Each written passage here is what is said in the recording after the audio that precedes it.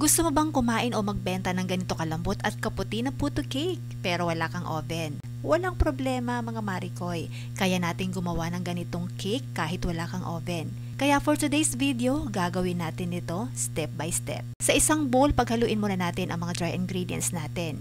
I-sift or salain muna natin ang 1 and 1/4 cup ng cake flour.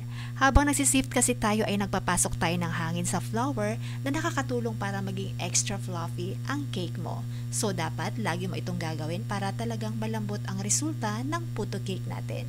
Kung magtatanong ka naman kung pwedeng gumamit ng all-purpose flour, oo naman, pwede naman po. Pero hindi po ito magiging kasing puti at fluffy kumpara sa paggamit ng cake flour. And then maglalagay ako ng 2 tablespoon ng baking powder. Pwede kang mag-add kung mas maalsa pa ang gusto mo. At 2 tablespoon ng white sugar.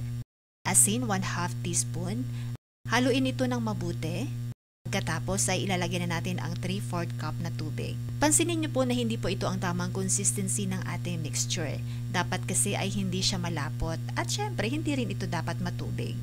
So kaya para makuha natin ang tamang consistency ay kailangan natin gumawa ng meringue. And then para naman po sa meringue ay gagamit tayo ng 4 na medium size na egg. Pero egg whites lang po ang gagamitin natin. I-beat natin ito in a low speed at kapag ganito na, ay ilagay na natin ang 1/2 teaspoon ng cream of tartar or kung wala naman kayong cream of tartar ay pwede tayong gumamit ng 1 teaspoon ng suka. And then gradually naman natin ilalagay ang 1/4 cup ng white sugar.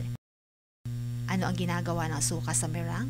Ito po ay nagbibigay ng acid at hindi lamang ito makakatulong sa mabilis na pag-whip at pag-aerate ng inyong meringue, pinapanatili din netong stable ang meringue nyo. Kung walang acid kasi ang meringue ay may tendency na bumagsak ito habang o pagkatapos nyong i-beat or i-mix ito.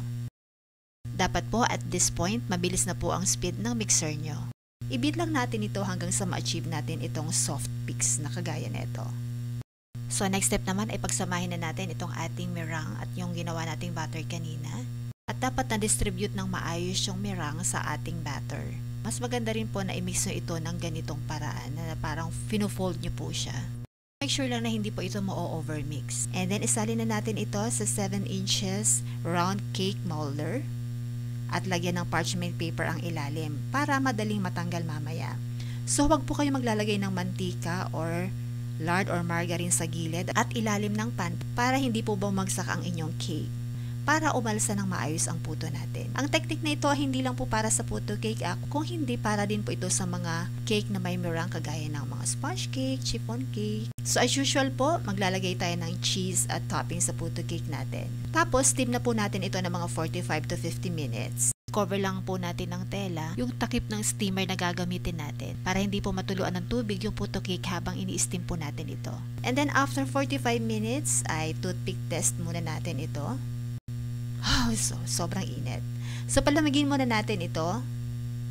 And then pag completely cool down na ay unmold na natin. Kung wala po kayong parchment paper ay pwede kayong gumamit ng brown paper or manila paper. Pwede naman po yon. So ito na nga po ang ating cake, ang lambot talaga ng puto cake natin. Kung gusto niyo po na mas malaki pa ay mag-add kayo ng baking powder pero wag po masyadong madami kasi baka pumait naman ang lasa ng inyong puto cake. So ayan, napakalambot at napakaputi po ng puto cake natin na perfect pang merienda at patok din na pang benta. So mga Marikoy, sana nagustuhan mo at nakatulong ang video na ito sa listahan ng pangnegosyo at merienda recipe mo. Kung nagustuhan mo ang recipe na ito ay huwag mong kalimutang mag-like at mag-follow na rin. Thank you for watching. Bye!